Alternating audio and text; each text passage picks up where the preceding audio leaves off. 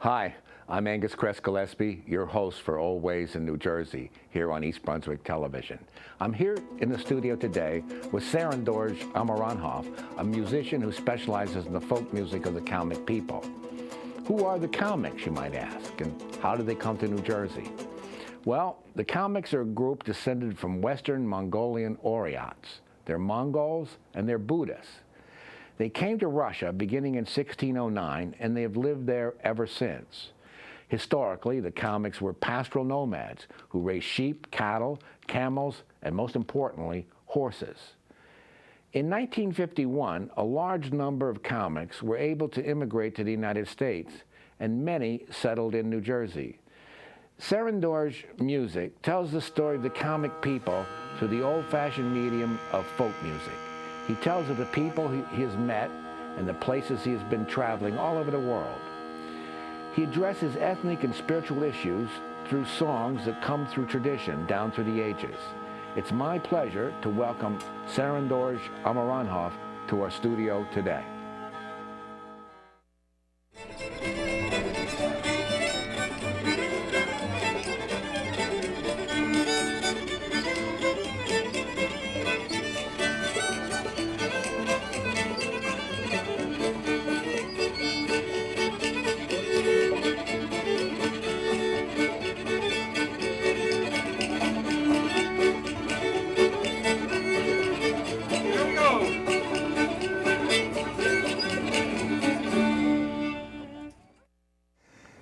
Tseren, let's start. Who are the Kalmyks exactly? Well, the Kalmyks are originally the Oirat people. They were a confederacy of multiple tribes in what's now known as Western Mongolia, but it was the center of this whole group of nomadic, shamanic culture that the center of it is the Altai Mountains. So the Altai Mountains are one of the largest, one of the highest mountain chains, second to the Himalayas, and it's where a lot of cultures came out of. The Huns were sort of our ancestors there at the top of the progenitors of all these other groups, and the Kalmyks, or as we were known at one time as Oirat, came from the Huns. Our culture, our language, our religion, and the other groups are like, you know, the modern Mongolians, even the modern Hungarians and the Turkish languages and people, and Bulgarians and some of the Finnish people. So that's what we come from. Now we live in a republic, which is a subject of the Russian Federation, which is bordering the Caspian Sea, the Western Caspian, lower Volga River delta in between the Black Sea and the Caspian. So there was quite a migration from Western Mongolia to Europe. Yeah, almost in Eastern Europe, north of the Caucasus region. Yeah, we were part of the Golden Horde, which was one of the main armies of Chinggis Khan, as we pronounce Genghis Khan, and the Mongolian Empire. And after the empire sort of broke up, we had migrated to the area. Some of you were left behind.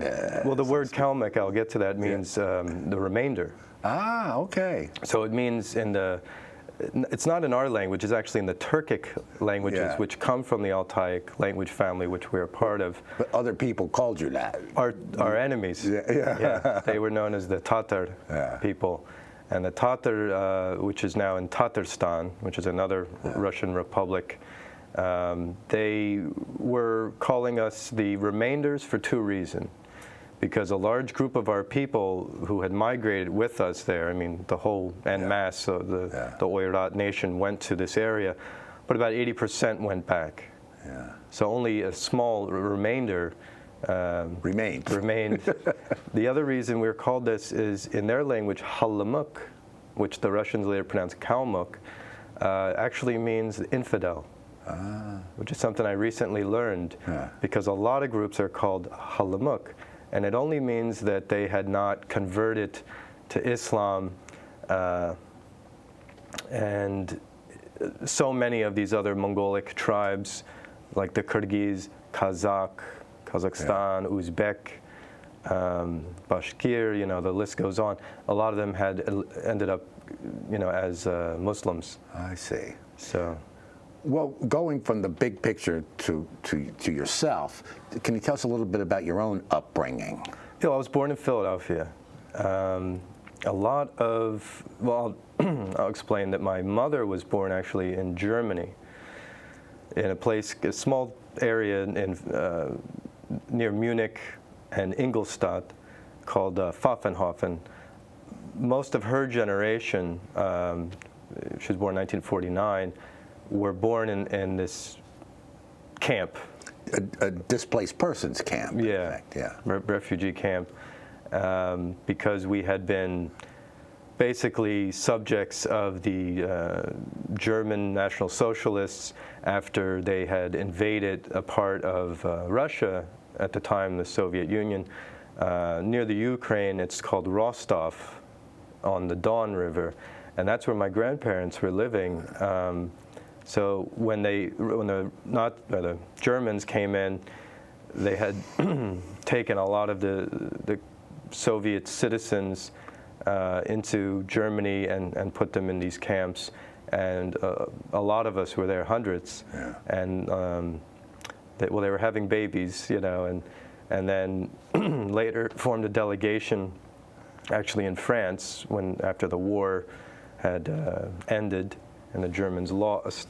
They were able to get some help by the Tolstoy Foundation and also the Friends Society, which ended up bringing us to over, the boats and to Ellis Island, and we came to Philadelphia mainly, and actually Freewood Acres, Howell Township, New Jersey.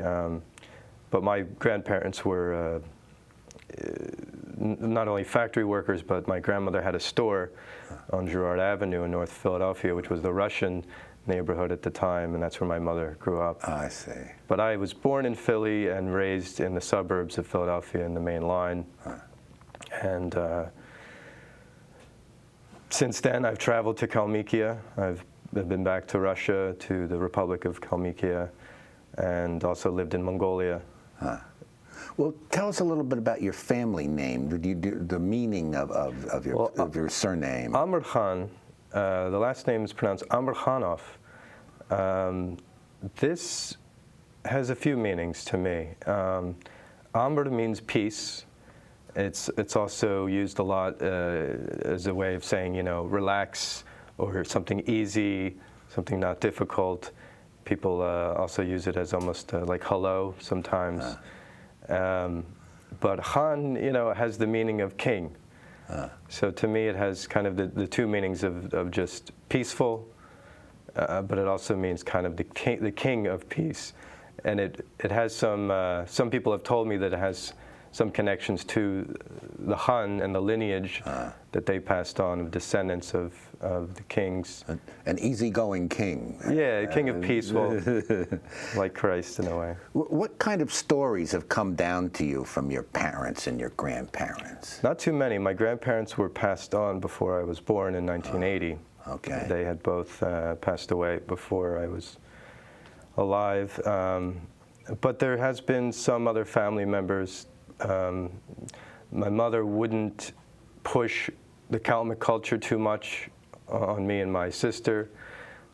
We were just sort of brought up as every other kid, And was she reluctant to discuss the past? It wasn't always pleasant, remembering, how they grew up extremely poor and lots of, just like a lot of immigrants, who have come out of World War II. I mean, there was a lot of trauma. But she would always, speak in our language, which is Kalmyk, Oirat, Mongolian, and also mix a lot of Russian words. But I think other children in my generation like my cousins and so on, they had a better experience because of their grandparents. They were able to gain a lot and speak fluently in our language, and something I had to learn by going back to the homeland. Yeah. So it's fair to say that historical events have really influenced you. Yeah, I feel very, very connected to the ancestors and to history. I mean, I've always loved history, but to go and travel and learn about my own history, it's been very important to me. Did your family celebrate any Kalmyk holidays? Of course, yeah. We have a mixture of what's traditionally Kalmyk in nature, and our Buddhist holidays. We've been Tibetan Buddhists for roughly 500 years, since some of the first Tibetan missionaries came into Mongolia. This was before our migration. And under Genghis Khan, the Mongolian Empire, there was religious freedom given to all the I guess citizens, and we had chose Tibetan Buddhism, but it mixed sort of with our ancient original religion of shamanism, which we will definitely talk about, because I feel more a connection with the shamanic. And we have these holidays too. We have one coming up called Ova, which is an ancient shamanic holiday, as opposed to the Buddhist holidays that we celebrate, like one is called Zul, Tav, which is happens on the 25th lunar day in the 10th lunar month in the winter time, falls actually the same time as Hanukkah, which is interesting because Zul means butter lamp, and we light these butter lamps similar to the menorahs. It's just a connection I have made. I don't think many others have made it. And that's a Buddhist holiday, the day Saint Tsongkhapa attained enlightenment. And I guess it's fair to say that Kalmyk Americans also observe things like the 4th of July or Labor Day. Of course. Yeah. Yeah, we've been assimilated. Not too much, but we do enjoy our barbecues and things like 4th of July. But it's still like, there's not so much meaning behind this. It's not so much about the birth of the nation or anything like that. It's more a time for families to get together. But I was going to mention the other major holiday is Sagan Sar, which means white moon. Moon is the same word for month, and it's the white month, which happens at the end of winter in our lunar calendar, the beginning of spring, sometime around February, March. Usually in February, right around the time of the Chinese New Year and Tibetan New Year, which is called Losar. And that's our major holiday. And it's because it was a cold climate, and getting through the winter was a big deal. Yeah. To survive that was huge, and to have a new beginning of life was much celebrated. Yeah. In your family, were there recipes that are passed down, the food customs? Yeah, I mean, not so much my mother, but my family members would make what's called bortsik, and that's a fry bread. It's dough that we fry in oil. Looks like a pretzel, kind of. And then we have the haimuk tse. Tse is tea, and haimuk is how we pronounce Kalmyk. Well, so correct me if I'm wrong, but I understand Kalmyk tea. I've had some. Yeah. It's heavy with butter and salt, is it not? Yes. It starts with milk, and that's boiled with some tea.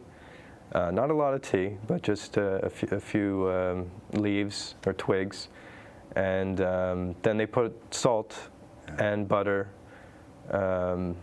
So it struck me that that's very appropriate for a cold climate. When I lived in Mongolia, it goes down to minus 50, and that's a cold day. A warmer day would be minus 30 or so, but it's definitely in the minus from roughly beginning of October to about March. It's just so cold and so the very butter windy. and salt are quite welcome. Yeah, especially for me. I'm not the heaviest of Mongols, so. And does your family have any heirlooms or objects of sentimental value that have been passed? There's always what's called a manya or manyi, and it comes from the actually the Sanskrit term for the jewels, and or precious items. And usually it's a Buddha on some type of altar. And every house will have one, every Kalmyk household. And there'll be burning of incense, there'll be some prayers said, prostrations, and maybe photos of past relatives and things like that. So we always had the manye, and that was always important. Tseren, let's talk about the instrument. You have to forgive my pronunciation, the dombur. Yeah. It's pronounced differently in Uzbekistan and Tajikistan. Kazakhstan, and, but in Mongolia, everybody has a little different variation on it. Yeah, the Tuvans actually have 3 strings, and that's the Republic of Tuva, which is in Siberia, bordering the Altai and Western Mongolia. They were part of the Oirat. They say Dosh Polor. In Mongolia proper, the Eastern Mongols will say Tav Shor, but we've developed or adopted the name Dombur, which comes from the Kazakh language. Well, just give us a little sample of what that would sound like. This is 2 strings. It has frets, right? Well, this is I would say a Russified or a Russianized version, because we have been living in a modern sort of environment where we don't use catgut anymore for the strings, which are sheep intestines. This used to have a leather covering. Yeah. And it was much smaller, and it was more. So what are the strings made out of now? Well, now we use actually in Russia they use a fishing line, but these are just nylon guitar strings, and it's become triangular in shape. It used to be more round, and the necks were much shorter originally. No frets. And you strum and pluck both? Yeah, there's. Because it's kind of a drone effect? It would be definitely classified as a drone instrument. The top string is rarely played, it's played, it's just rarely altered. The tone stays pretty open. The same with that, as they're both drones. Well, let's take a listen to what it might sound like. Sure. This is a Kalmyk song, and it's about New Year's. Okay. Tsagan Sar.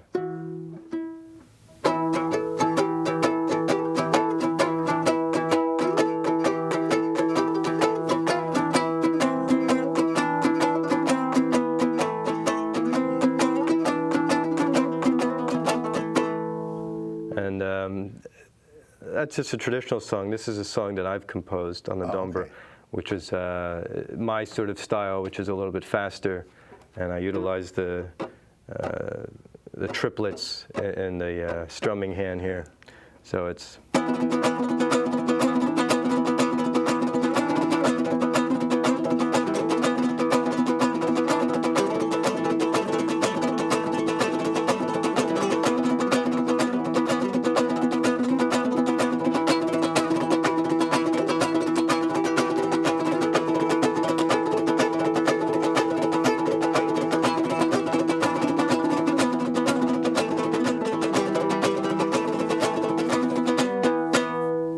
It's a lot more dynamic. Yeah, I like to play fast, and I have this feeling of, riding horses and sort of the. Yeah. So the imagery kind of is part of the ancient past, and not so much. Of course, for dancing. Horsemanship is very important in Kalmyk culture. Yeah, you ride horses from the day you can walk usually, and that's a nice transition for the Marin, which is very slow. Yeah, because look, it has a horse's head right at the very top, so lest we get confused. Well, the original instrument was constructed completely out of the horse's body, but today, we just have this ornamental carved horse head because we use wood instead of the bone and the leather. Are the strings horsehair? Yeah, these are horsehair. It's from the male's tail, and I'd say it's about 100 so strands. So there's a lot of swelling of all those strands of hair, as opposed to one string, which will just vibrate. and that's what creates such the rich sound. And some even say that this instrument is a symbol of the Mongolian people. Yeah, definitely. This is more used by the shaman, which is used just in healing and stuff. This is more by the people and the folk music traditions of all Mongolian culture, and it's definitely, I would say, every household will have one, or every ger, which is a yurt, they will have one on the wall. Even if there's no musicians or shamans in the family, if one happens to be passing by, the first thing they ask, oh, play a song. And it's, I think music is definitely part of the culture. Yeah, it's sacrosanct in Mongolian culture. Give us an example. Of course. What I'll play is something very slow, but there's also, more fast songs too.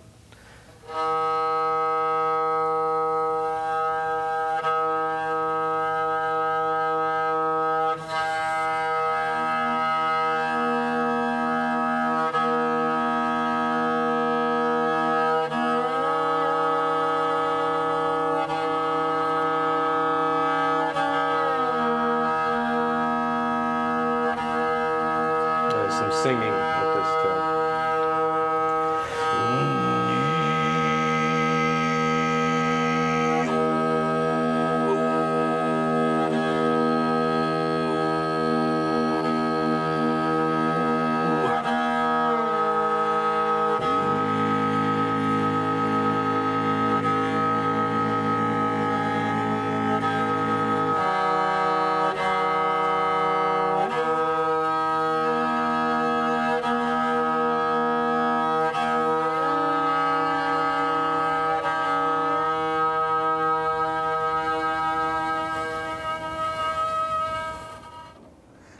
Some have said that this almost sounds like the wind blowing through the grasslands of the steppes.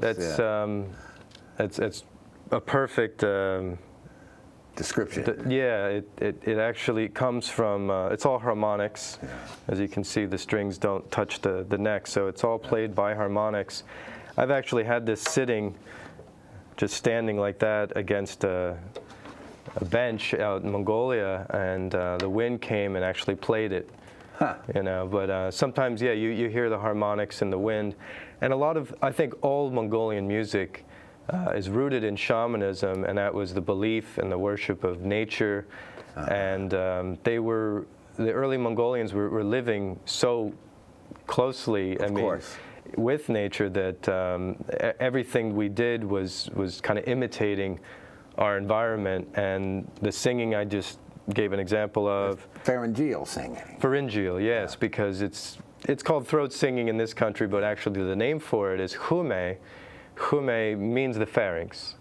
And that demonstration was called kagira, which is actually means grumbling. It comes from the gut, and it vibrates the pharynx. So it's basically a sound box with two strings attached.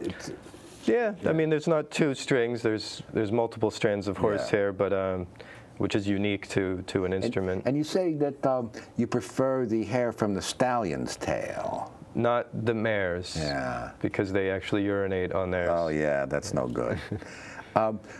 Wait, I see you also brought a jaw harp. Maybe you could give us a little explanation of that.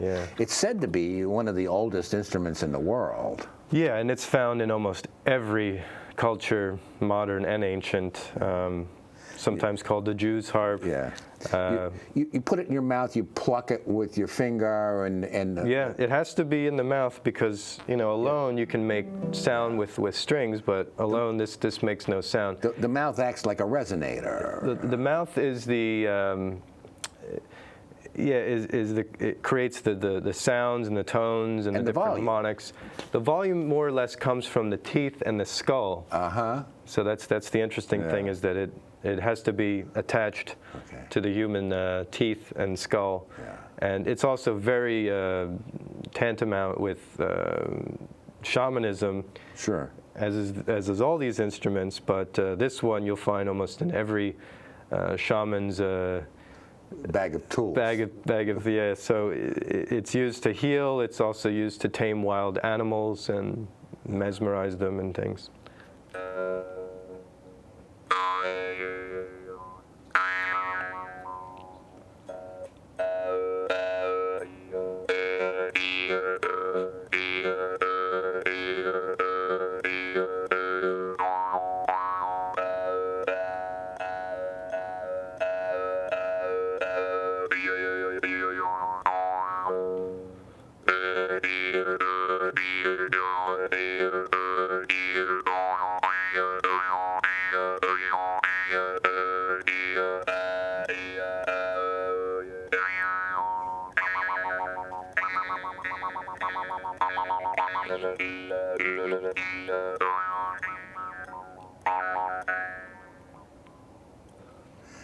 Tseren, it seems like you could almost induce a trance with that. You actually do.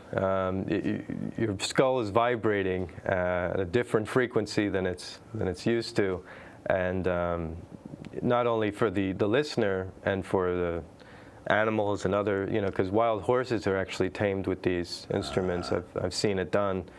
Otherwise, you can't get within a few miles of these Przhevalskis or the wild horses. Yeah, we say hun, and yeah, it's very almost hypnotizing in a way. Well, speaking of trances, I see you brought something else here. This actually comes from Nepal, but it's definitely connected with some of the music I do, which I feel is more from the shamanic tradition of healing and music therapy. This is before Buddhism. Yeah, way before. Way before. Yeah.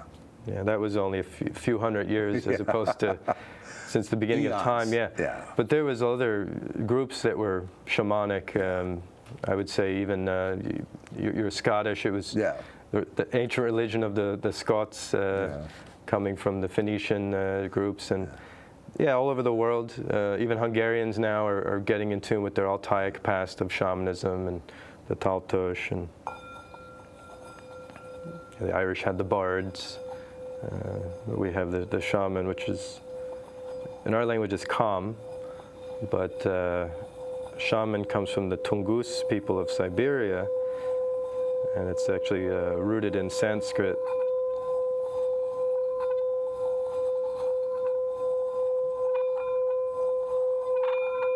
They call these singing bowls sometimes in English.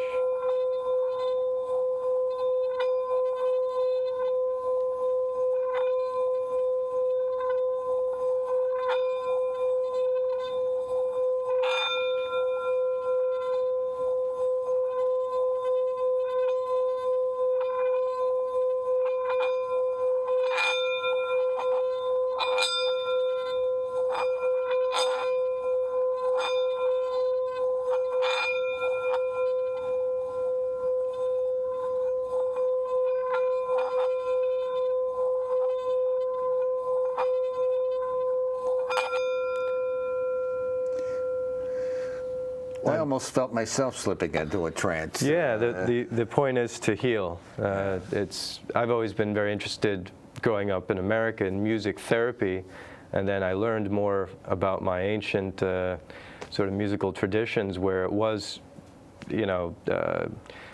always connected with healing, not just entertaining or for people to dance. Which can be healing too. But it also has sort of a spiritual side to it. Yeah, it's extremely spiritual because tones are healing, and vibration is something that can induce a good effect on the body, the mind, and the soul. And I myself have dealt with chronic sickness and stuff, and I think you feel better after. Yeah, and the doctors I see now, these modern doctors will always tell me that, for living as long as I have with chronic illness, Lyme disease, the music has been probably something that has kept me going and healed a lot of the sickness. Well, Tseren, I want to thank you for coming here to East Brunswick this afternoon. Thank you, Angus. And it was a real pleasure. Always. Thank you so much.